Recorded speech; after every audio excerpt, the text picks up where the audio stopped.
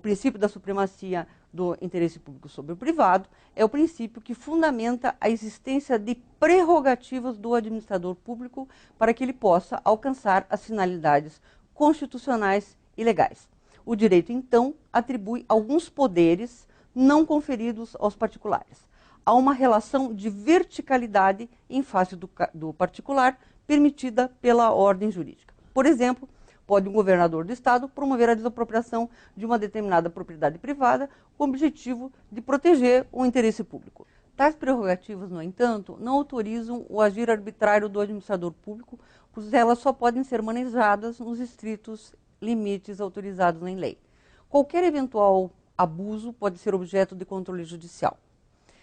Temos agora um outro aspecto, que é a presunção de legitimidade dos atos administrativos.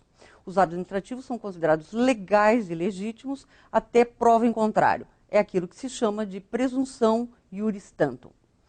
Em relação ao princípio da indisponibilidade do interesse público, este é o princípio que fundamenta o lado contrário do regime jurídico administrativo, ou seja, a imposição de restrições ao agir da administração pública. Isso ocorre porque o agente público não é proprietário da coisa pública, de modo que tais limitações são importantes para facilitar o controle do agir desses agentes. Parte da ideia, portanto, de que o interesse público é indisponível, não podendo o administrador público dele abrir mão. Por exemplo, o administrador público deve prover os cargos efetivos por meio de concurso público como forma de evitar favorecimentos indevidos. Da mesma forma, a aquisição de produtos e serviços deve ser, em geral, precedida de licitação. Soma-se ao princípio da indisponibilidade do interesse público outros 5 princípios previstos no artigo 37, caput, da Constituição da República de 1988, que igualmente restringem a liberdade do administrador público. São eles o princípio da legalidade, o princípio da moralidade, o princípio da publicidade, o princípio da eficiência e o princípio da impessoalidade. Todos eles serão analisados brevemente na sequência. Nós iniciaremos pelo princípio da legalidade. É o princípio basilar do Estado de Direito e significa que a administração pública somente poderá atuar quando existir lei e a Constituição que o autorize. O princípio da moralidade refere-se à moral administrativa e essa está ligada a noções de probidade e boa-fé, exigindo-se dos agentes públicos que atuem sob padrões éticos. Já o princípio da publicidade exige que, em regra, os atos praticados pelos agentes públicos sejam públicos de conhecimento de todos os cidadãos, bem como que os motivos do agir administrativo sejam também publicizados, inclusive para viabilizar o posterior controle desses atos. O princípio da publicidade não se concretiza apenas pela publicação dos atos em geral, mas pela ampla divulgação. O princípio da eficiência administrativa preconiza que o agente público adote as melhores condutas para o alcance ótimo das finalidades públicas a ele atribuídas. Deve o administrador, portanto, racionalizar suas escolhas, inclusive em termos de gastos dos recursos públicos, para que sejam alcançados os melhores resultados. Por fim, o princípio da impessoalidade impõe à administração pública o alcance de finalidades públicas independentemente de interesses particulares ou do próprio agente ou de terceiros. Igualmente, proíbe que o administrador utilize suas prerrogativas para prejudicar seus desafetos. Em suma, a atuação administrativa deve ser impessoal, sem beneficiar ou prejudicar indevidamente qualquer cidadão.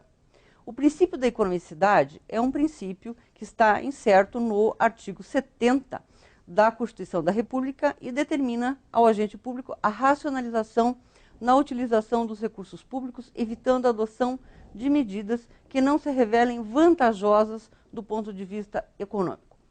Por exemplo, a racionalização de recursos empregados nas repartições públicas com material de consumo, evitando-se gastos desnecessários ou em excesso.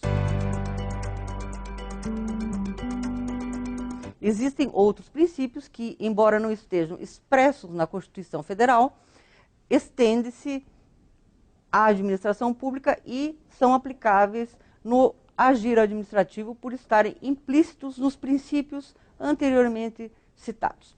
Seriam eles o princípio da juridicidade, que também é chamado de princípio da legalidade ampla, e significa que o administrador público somente pode agir de acordo com a lei, com a Constituição e também com os princípios explícitos e implícitos.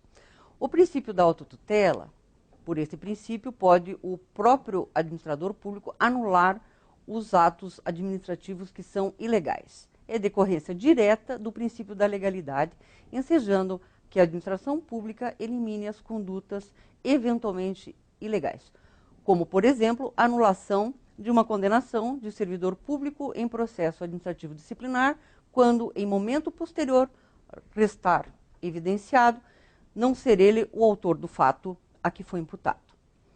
O princípio da motivação.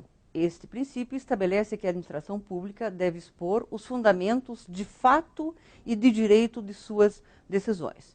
Por exemplo, se o administrador público defere um pedido que lhe foi formulado, ele deve esclarecer quais fatos o levaram ao deferimento e ainda o fundamento da lei ou da Constituição. Agora, o princípio da finalidade. A administração é a atividade do que não é o senhor absoluto. Toda atividade da administração pública deve atender ao interesse público. Se não atendido, ocorrerá a violação ao princípio da moralidade administrativa. Portanto, o administrador deve sempre agir de acordo com o que o interesse público exige, sob pena de imoralidade administrativa e improbidade administrativa. O princípio da proporcionalidade significa que deve haver uma relação de extensão e intensidade na atuação do administrador público suficientes para o atendimento da finalidade de interesse público. Segundo a doutrina, esse princípio é composto por 3 aspectos. O primeiro é a necessidade. O ato administrativo não deve ultrapassar os limites do necessário. O poder público deve analisar de forma alternativa se existe outra medida que promova o mesmo fim sem restringir direitos fundamentais do cidadão. O segundo aspecto é a adequação lógica. A medida adotada para a realização do interesse público deve ser apropriada à persecução do fim ou fins a ele subjacentes. E ainda a razoabilidade, também chamado de proporcionalidade em sentido estrito. É o dever de proporção entre os meios utilizados e os fins desejados. Proíbe não só o excesso, mas também a insuficiência de proteção.